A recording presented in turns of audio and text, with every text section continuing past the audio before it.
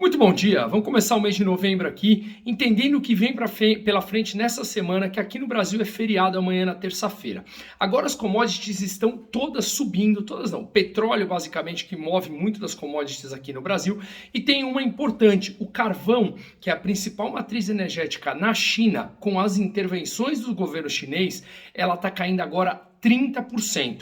Acredito que muitas dessas commodities subiram exageradamente e podemos ter com essas intervenções um respiro e isso ajuda a conter em determinado nível a inflação conforme a cadeia produtiva vai sendo restabelecida no mundo como um todo. Gás natural, que é a principal matriz da União Europeia energética, também está em queda, mas o petróleo, que é um importante definidor ou acompanhamento de como vai a inflação, não só nos Estados Unidos como aqui no Brasil também, é um fator dentre muitos a serem analisados, ele está subindo. Na semana passada o petróleo caiu 1,2% na semana, foi a primeira semana em 7 que ele caiu, tá? Tá numa tendência muito de alta que já subiu bastante nesse ano como um todo, tá? Agora as bolsas dos Estados Unidos bateram recorde hoje, nessa segunda-feira já, bateram na semana passada também.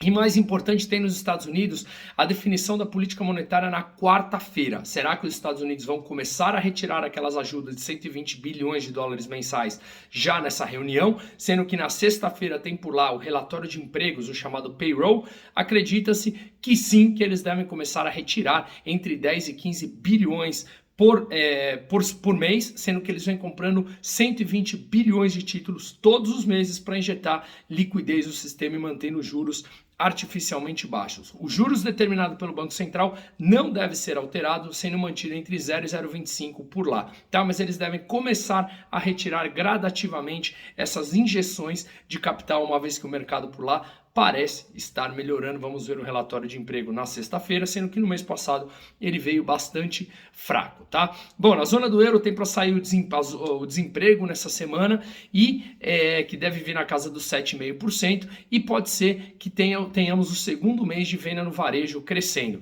Alguns países definindo sua política monetária.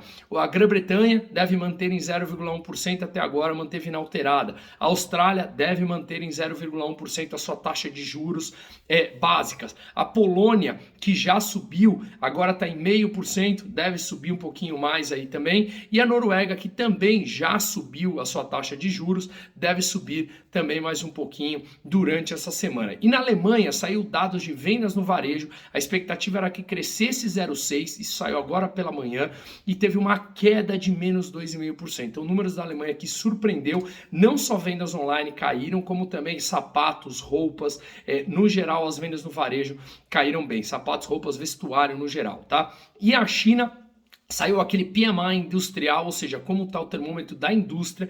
Lembrando que acima de 50 expansão, abaixo a retração. Veio 49,2.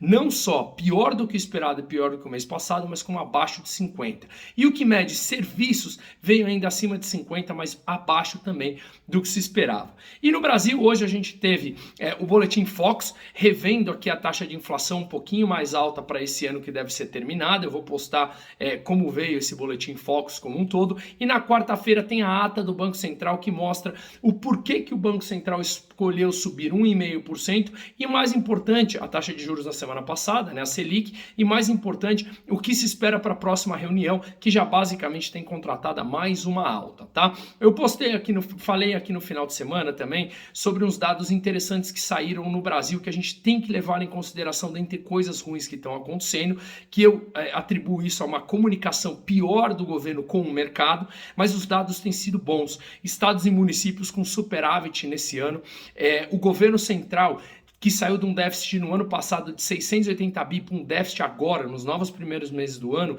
para 80 bi, de 680 para 80 bi mais ou menos. Se a gente inclui o governo central, inclui as estatais, estados e municípios, a gente saiu de um déficit de mais de 630 bi para um superávit de 14 bi. Então os dados estão saindo muito melhores do que esperados. O resultado primário, seja nos Estados Unidos, a soma de todos os gastos e receitas do governo, no ano passado nos Estados Unidos terminou em 15% do PIB. Eles estão indo agora para 12% do PIB, melhoraram 3 pontos percentuais. O Brasil saiu de quase 15% do PIB e deve fechar esse ano em 6%. Então a gente tem dados fiscais que sim melhora, a relação dívida PIB está melhorando, o que precisamos melhorar a comunicação com o mercado, explicar melhor, olha, se vamos romper o teto de gasto será limitado a um tempo por conta disso, ou seja, uma clareza e uma transparência do que vem pela frente, porque a gente consegue ver muita coisa positiva que saiu do mercado, mas mesmo assim com a comunicação ruim, o que a gente vê é um dólar valorizando frente a um real, o real super desvalorizado nesse momento, muito mais do que deveria, muito mais do que o risco institucional brasileiro, no meu entender, e a taxa de juros futura também, que subiu muito, precificando um risco, na minha opinião, maior do que é, e eu atribuo isso a uma má comunicação que o governo vem fazendo com os investidores e com o mercado, porque precisa mostrar esses dados que são melhores do que o esperado e melhores do que muitos países, principalmente no meio de uma pandemia. Então, uma ótima semana a todos e um ótimo feriado amanhã para todo mundo.